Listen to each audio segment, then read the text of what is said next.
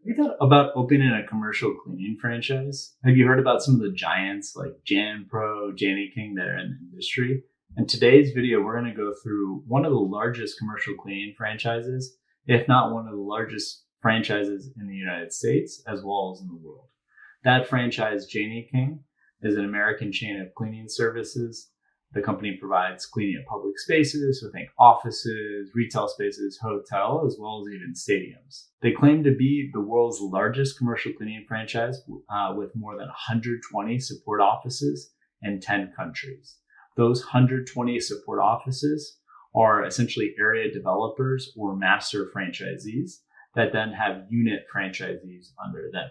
In today's video, we're going to go through the area development relationship as well as the unit level economics for if you were opening up a franchise, a single location in the United States. And we'll take Milwaukee, Wisconsin as the example for today's video. So essentially you have the franchisor, Jani-King, that has area developers, master franchisees throughout the United States as well as abroad. Those master franchisees have thousands of unit franchisees that they're essentially providing support to. So finding the contracts, finding the businesses that need a cleaner for their space, marketing efforts, as well as recruiting new franchisees and supporting those existing franchisees to grow their business and provide top quality customer service. The cleaning and maintenance industry is really big, and it's one of the largest industries represented on our portal, vetedbiz.com. Includes window cleaning, floor cleaning, carpet, upholstery cleaning, landscaping, vacuuming, snow plowing. So Jani-King's more competing on the commercial side with other franchise companies like Pro, Coverall, Mint Condition, as well as Janitize. And then depending on what area you are in, you might even be competing with other unit franchisees of Jani-King, the same brand. So again, let's take the example if you're opening up in the Milwaukee, Wisconsin area. You're going to be working with the area developer. There's 100 or so other franchise locations in that territory. If you want to open up a franchise in the Milwaukee area, it's going to set you back $16,000 to $33,000 for the franchise fee, and then $20,000 to $51,000, including that franchise fee. So the difference is going to incorporate real estate, initial supplies, and other costs needed, including working capital to start your business. Owning a Jani-King franchise has a lot of ongoing fees. So we're not going to go through all of them, but royalty 10% of gross sales, accounting fee 3%, advertising fee 1.5%. They have a business protection plan, so 5 to 8% of the monthly gross revenue plus the cost of administration fees, as well as workers' compensation and insurance broker program. So they have a ton of fees, and when you add them all together, there's 14.5% in mandatory fees, and then another 1 to 13% in optional costs. So when you add that, that's 27.5% if you sign up for all the programs that you're going to have to pay out of your revenue of a Jani-King franchise that you would operate, say, in the Wisconsin market. So the median sales for a Jani-King is about $100,000 of 2021. Based on the profit margins that we see in the industry, if you're working in the business, you maybe have one person on payroll part-time, you could expect to keep about 50% of that. It's going to range anywhere from 30 to 70% based on how you're running the business, as well as some of those optional fees that you're paying to the area developer that I just mentioned.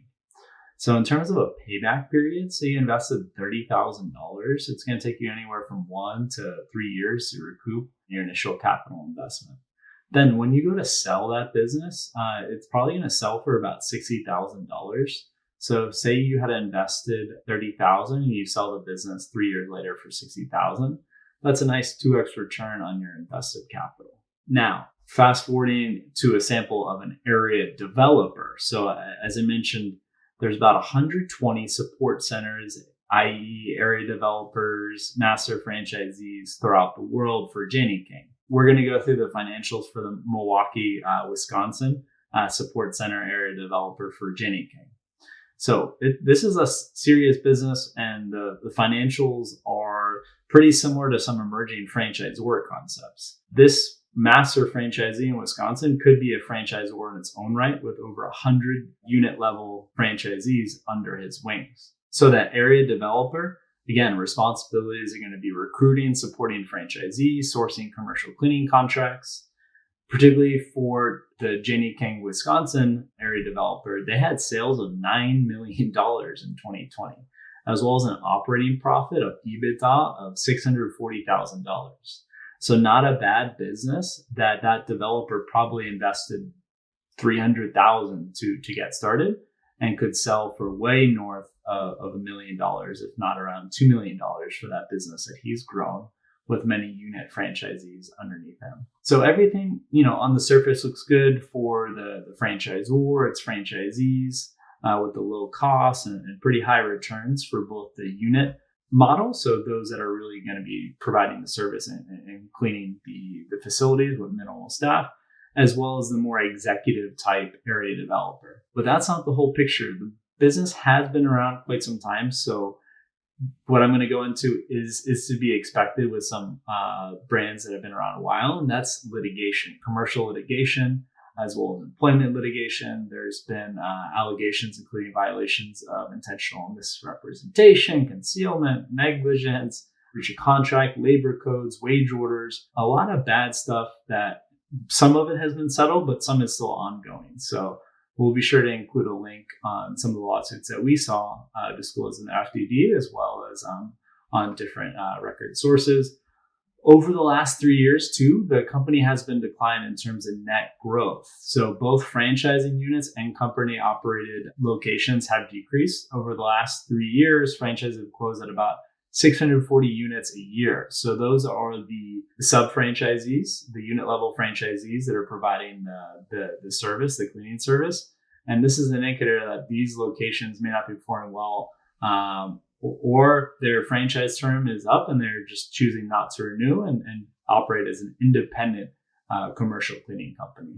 So definitely compare with other commercial cleaning franchises by navigating our portal vettedbiz.com, and also speak directly with the franchisor, the area developer, as well as local unit level franchisees in your area to see if this is a potential business opportunity for you. Thanks.